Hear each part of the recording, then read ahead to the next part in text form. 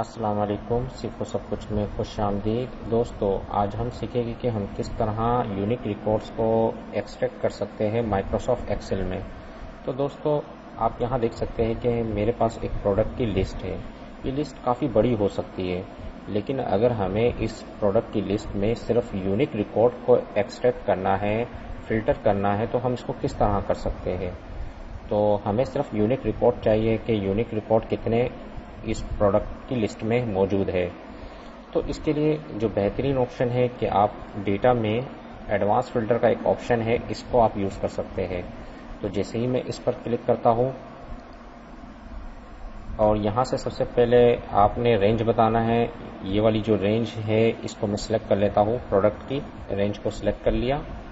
अब उसके बाद आपने क्या करना है, कॉपी टू अनदर लोकेशन, क्योंकि हमें ये जो प्रोडक्ट की जो यूनिक रिकॉर्ड को एक्सट्रैक्ट करना है, यूनिक रिकॉर्ड को वो यहाँ एक्सट्रैक्ट करना है। तो इसलिए मैंने कॉपी टू अनदर लोकेशन लिया और यहाँ से कॉपी टू में D7 सेल को मैंने सिलेक्ट कर लिया।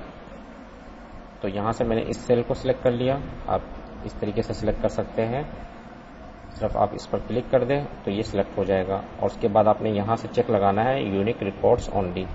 और जैसे ही मैं ओके करूँगा तो आप देखिए कि सिर्फ यूनिक रिकॉर्ड यहाँ एक्सट्रैक्ट होकर आए। तो काफ़ी अच्छी टेक्निक्स है, इसको आप यूज़ कर सकते हैं यूनिक रिकॉर्ड को एक्सट्रैक्ट करने के लिए, फ़िल्टर करने के लिए।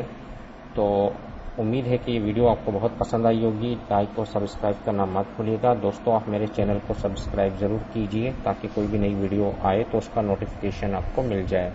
Thanks for watching. अल्लाह हाफिज़।